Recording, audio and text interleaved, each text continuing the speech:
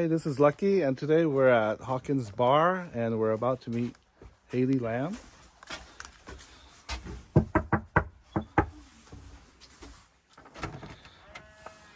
Hey, Hailey, how are you? Hi, good. Come on in. All right.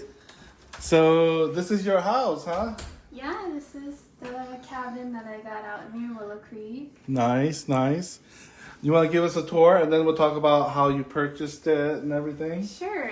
So right here we have the kitchen, and the cool thing about the kitchen is that all of these cabinets right here are made out of old growth redwood. Nice. Which is pretty rare to see in a house. Yeah. My style is kind of rustic, and I put in some like touches of boho. So I put in new light fixtures, and I put together this table that I purchased on Amazon, and so Nice. yeah. And then as you see, the walls are also completely covered in old growth redwood too. Nice. A lot of light in here, huh? Yeah. And there's even a skylight up here. Yeah, there's a nice skylight, a lot of windows, and then here we have our living room, and we got the fireplace and my sectional, and a nice view of the backyard from the living room. Cool. Wow, you have a nice Yeah. big deck out here. Mm-hmm. Yeah. Oh, nice view of the valley down there. Yeah. Yeah, it's a pretty nice view over there. And then all my dog stuff right there. Okay, and then we got 2 bedrooms. This one is what I consider the master bedroom, even though they're about the same size. Mm-hmm. And again, it has a nice view in the... Yeah, nice feel too. I like the atmosphere in here. Yeah, it's kind of a country, rustic feel. It's definitely nice living out in the mountains. Yeah. I enjoyed it. It's a long drive from town, but I don't go to town very much anymore. Yeah, it's not that bad. Yeah, Willow Creek's about how far from here? It's 15 minutes. 15 minutes. And then where I work is like 30 minutes. So it's Oh, not that okay. bad. Yeah. And then here's the guest bedroom, which Nice. I've rented out continuously since I purchased the house. Wow. Yeah, so I've always done this as kind of a way to earn extra income, Mm-hmm. and also it works better for taxes and Nice. expanding my business. It helps cover the cost of the mortgage too. So how much do you rent it per night, or? So there's a few different ways that I use this as a business, and I've done Airbnb. When I go out of town, I'll rent it out, and then I'll have the whole house for sale. I mean, for rent. For rent. Oh, so they rent the whole house Yes. on Airbnb. Yeah, so I have a wood shop outside, and I move all my personal stuff into that. Right. And then I put this up for rent, and then I go out of town, and then it kind of pays for my trip too. Which is How much per night, so roughly? per night, it depends on if it's a weekend or a weekday, but around $200 a night. Right.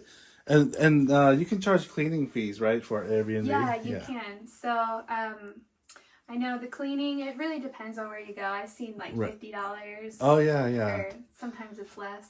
And do you have a local cleaning lady? Is that how you do it? I have done that once before. She was super awesome. Before I got my home appraised, I went and I had her come over to do a professional job because I was working 2 jobs at the time and I didn't have time to get it done at that moment. Yeah. So I hired someone to come out here and clean it for the appraisal. Nice. So, yeah. Cool. So this is the second bedroom. Very nice decorations. And you got a lot of storage here too. With Wow. the cabinets and stuff. Yeah, and it even has a little skylight thing up there. Yeah, it does. Kind of. This would be cool. Yeah, it's pretty warm in here too. Yeah, it's got really great insulation. The person That's who I why. purchased this house from, so they were the second owners. Okay. But they got it from their parents, and their parents built the house. Okay. And then the guy who had previously owned it did insulation work for a living. Wow. So he did a professional job here insulating the house too. Nice. Yeah. All right, and how do you get outside to the deck? Oh wait, what's over here? Oh yeah, this is the bathroom over here. Okay. Okay, And this is the stackable laundry, right? Yeah, my washer and dryer. And then here's my bathroom.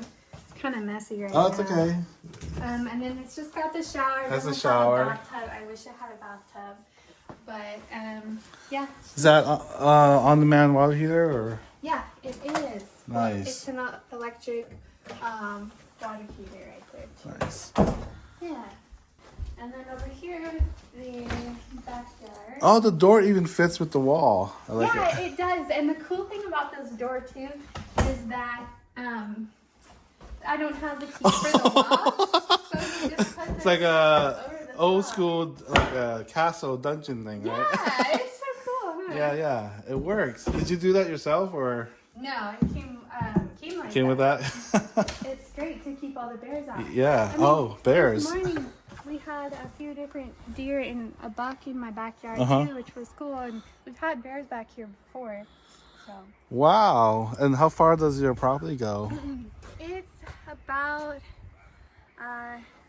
about an acre. It's a little bit less than an acre. So it's all the way down there? Yeah, it goes all the way down there, and then it's kind of like a big rectangle that goes all the way down there. I don't go down there very much though. Oh, okay. It's really a steep walk. Right. But it's got a nice view. I've got some old growth madrone and some old growth fir. So yeah, I'm Very doing some nice. work back here right now. Yeah, it must be nice in the mornings to drink your coffee out here. Yeah, especially on a sunny day. Yeah, you And get then the sun out here too. That Yeah. is my wood shop. Oh, over this is there. yours too? Oh, nice. So that's where I put all my stuff, my personal stuff. Oh, yeah, that's what you were saying, right? Airbnb, yeah, and then I can lock that up. Okay. And not So worry you about can it. turn it on and off like whenever it's available? Oh, Yeah. nice. I didn't know that. Yeah. So it just depends on when I want to leave town, and then I'll just have it be available, and then someone nice. can book it, and then with wherever I'm going, it'll just pay for the trip. Wow, wow. What's the busy season? Or have you done it long enough? Summer. Summer? Yeah. Nice, I nice. get requests sometimes for like, oh, can I book it for the whole week or 2 weeks? Nice, And nice. at $200 a night, that more than covers the Wow, mortgage payment. wow. But I just don't, I don't have anywhere else to go for 2 weeks. So Right. Yeah. So this is awesome. Yeah. So it goes out this way too? Yeah. Nice. Oh, that's a gate right there. I'm still working on the landscaping over here. Right. And a bunch of trees fell during this winter. Oh, I So know. we Yeah. finally got a chainsaw and we started cutting up some of these branches, see the madrone Yeah. and some fir. Oh, that's yours too, huh? All the way up to the fence. Yeah, and right there's a cherry tree. And we've got grapes growing, Oh, nice. blueberries, raspberries. We've got some different herbs like mint and cilantro. Oh, no, oh, wow. Grow your own vegetables, right? Yeah, it's really nice weather to do it out here. Right. It's hotter than inland, right? About an hour away. Yeah. So Cool. Is there a basement or? there's not a basement, no. Okay. Just how it is right here. Oh, hold on. Okay, so Hailey, the YouTube fans want to know how did you get started in buying a house in the first place? Okay, cool. So I started off, I think, right after I graduated high school. I didn't know very much about finances, and I moved out when I was 17 years old. Wow. So I went to the local library and I started checking out books. And I started reading about credit and why it's important. And I started reading financial books. And I found that there was something like 90% of millionaires have a lot of real estate. Right. And that wasn't a coincidence to me. So I started focusing on the steps on how to purchase my first property. Nice. So the first thing I did was build my credit. At 17?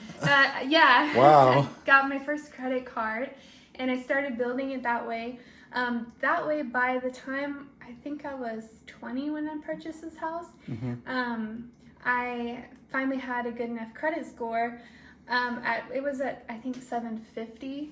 Oh, how did you build your credit? Yeah, that's a lot of people don't know that part. So, okay. yeah, how did you? Yeah, so there's 5 different things that they grade your credit score on, and a lot of people think that it's just one, but it's actually 5.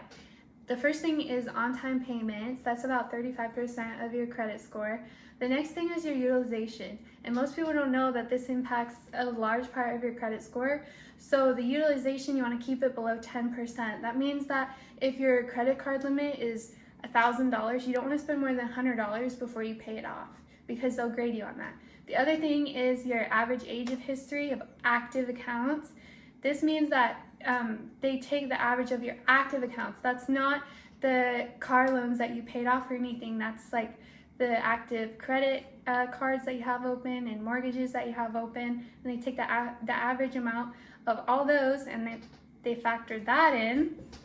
And then the other two things is your hard inquiries. So every time someone checks your credit score, your credit score can go down temporarily and then come back up.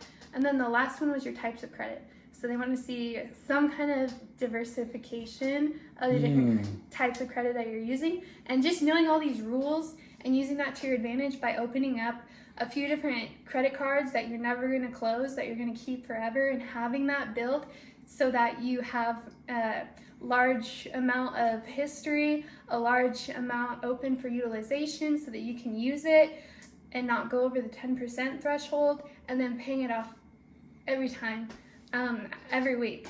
Yeah. Wow, you've learned a lot. And okay, one question I have: what are the types of credits you can have? Like, give me some examples. Yeah, there's mortgages, there's auto loans, there's credit cards, there's sometimes jewelry, sometimes personal loans. Those are all things that will show up on your credit score. Typically utilities and stuff like that doesn't show up on your credit unless you're paying with a credit card. Right. Okay. Yeah. Okay, let's say you're a high school student and you've never had credit. How do you start with the first credit? The first thing that you should do if you're a high school student, in my opinion, I'm not an expert, but I would just say that coming out of high school, the first thing you should do is open up a credit card. And it might be hard for you to qualify at first because you don't have anything yet to show as far as credit history. So go to the bank that you use and ask for a credit card through that bank. And typically they will start you off with your first credit card there, and then always pay it off every week. Use less than 10%. Your credit score will start to get better and you can qualify for more credit cards.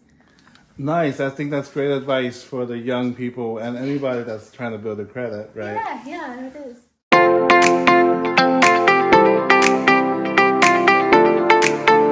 What are the 3 things again that you need to buy a property?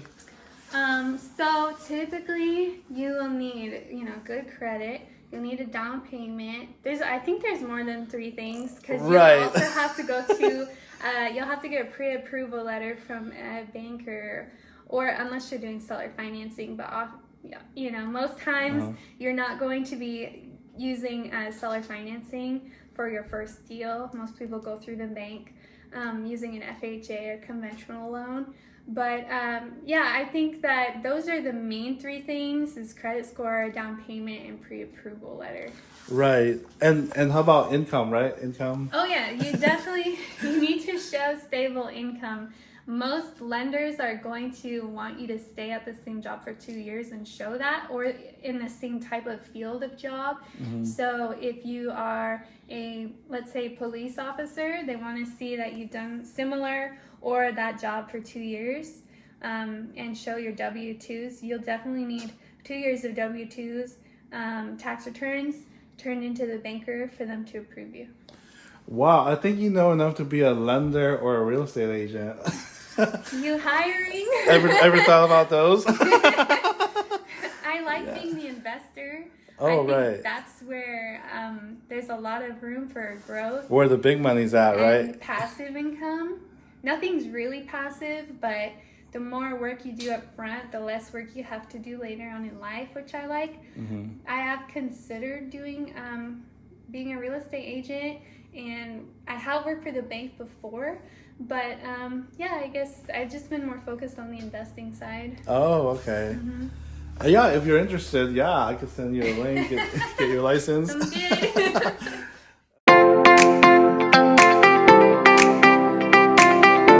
heard you said that you bought another property already, an investment property? Yeah, I did. So I purchased this house when I was 20, I believe.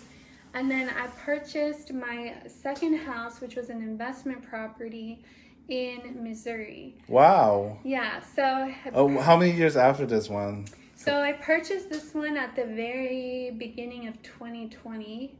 Oh. And it was before COVID. Wow. Wow. Yeah, it was right before Oh, COVID. so you got lucky before the prices increased significantly, right? I got really lucky. I purchased this property for $190,000. Oh my God, are you serious? Oh my God. You can't get this. No, you can't get, nothing under 200, no. Yeah, so I got it reappraised and I did a cash out refinance. Oh, how much was it then? Or... It appraised for $280,000. Oh my God. Oh wow. In a year or a year and a half? A year and a half, yeah. Wow. Yeah, so I did a cash out refinance and now I've got some money set aside in my bank for my next investment property. But my second investment property, kind of backtracking, it was in Missouri and it listed for, I think it was listed for $60,000. Oh wow, really? Yeah. And it was a 3-bedroom, 2-bath, craftsman style house, and it looked pretty nice on the inside. Right, I saw some photos you posted, yeah. Yeah, so it needed a little bit of work, but I thought it was worth the risk to invest all my money, and at this point, I had saved $20,000. Wow. Yeah, so I used the $20,000 that I saved, and part of me saving that much money was just from cutting off all unnecessary expenses. Oh. And I just saved as much as I could. I always had that other room rented out, which was helping me pay my mortgage payment. And I would save all of that money. I wouldn't spend it. And so I was able to save $20,000. Oh my God. Like in how many years? Like a year? About a year and a half. Wow. And this is before the cash out thing. Yeah, before the cash out. Wow. So it took me, I think it was like $15,000 I had to invest into this property using an FHA loan. I only had to put down 3.5% and I had to pay for closing costs. Okay. And then I used some of the money to start doing renovations here. And then with my second property, I had invested $20,000 into that one for the next year and a half of saving. And then now I've got the cash out refinance from this house, and I'm planning on taking a home equity line of credit, or a business line of credit actually, because I created an LLC for that other property. Oh wow. So I'm planning on taking a business line of credit for that other property to give me a little bit more protection and keep investing. So do they base it on your house too, on the business line of credit? So it's it's similar to doing a cash out refinance, except instead it's sort of like a credit card that is on your house. You know, I'm not explaining it the best, but it's kind of like an equity line, but it's not. It is, yeah. It's like a home equity line, but it's for business. Oh, okay. Yeah. Okay. And are you renting that house, or I like am, a traditional rental, or is it Airbnb? Or I have it traditional, and it's a really great market where. What's the rent going for there? So, since it's Missouri, you can't charge as much as California. It wouldn't be right because they're not getting paid as much. But for the 3-bedroom, 2-bath house that I purchased over there, it's about $850 a month. Nice. That part covers your mortgage, right? Yeah. So my mortgage there is $320. Are you serious? Oh my God. That's somebody's car payment, right? So if you are watching this and you want a very not so risky investment, try maybe out-of-state investing, because the mortgage payment is only $320 a month for the property that I purchased. And let's say that the renters move out, that's only $320 that you have to come up with for when the renter's not there. Wow. It's just less risky. Do you have a property manager there? I do. Since I used to work for the airlines, I got to travel around and see different places. I saw, And that's kind of how I got familiar with that area. I had a friend who also worked for the airlines who lived there, was telling me all about it. Nice. And so I ended up flying over there, doing a bunch of research. Wow. And I actually didn't see the property that I purchased before I bought it. Because I don't know, I was looking from my home office, and I didn't have the time to go out there and fly back out there again. And then once I made an offer and I went into closing, I then flew out there afterwards. Oh, sight unseen, huh? Sight unseen. And then I took a few weeks off of work, and I just used my birthday kind of vacation time to go out there and fix up the property ready for my renters. After it closes? Yeah. So is it the same process similar to California where you buy an escrow period, inspection period, all that? Yeah, it is. So that is, I mean, I wouldn't have purchased it sight unseen without an inspection. Oh, okay. Because the property inspection told me exactly what needed to be fixed on the property. Nice, and nice. that sort of thing. So. Why is the price so different there? What's wrong? Is the utilities higher? Is that why, or what's going on? No, utilities are less. What?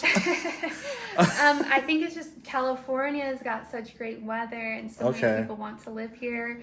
And we also see more. Well, what's the right word for it? Is appreciation. We see more appreciation in California. That means that if you buy a property here, it's going to go up in value more than if you buy a property out of state. Oh, okay. It's not going to raise in appreciation as it would in California. Right. But it's good to have that mixture of having something that's more cash flow focused and something. I mean, appreciation is really hard to predict. You don't know what might happen in the market. Right. But I mean, with what happened here, I ended up making a lot of money because of the appreciation that happened here. You bought at the right time, right before COVID. Yeah, increased and there's really no way of guessing when that would happen. Yeah, it's timing, huh? Timing. Yeah. Yeah. Cool. All right, so we're coming to a close here. Any advice to potential like home buyers or investors? I think that my biggest advice is just to take action.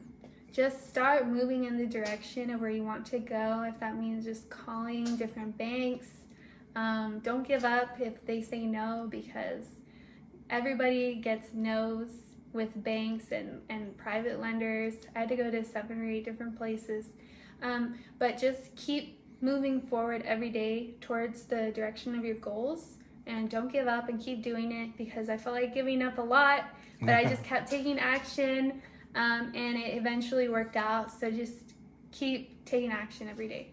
Nice. I remember, I think I met you at one of my open houses like 4 or 5 years ago, right? You were just starting out? Yeah, that's when I was first looking for my first property. Right. That was a nice house, too. Yeah. He's a great real estate agent. Oh, thanks.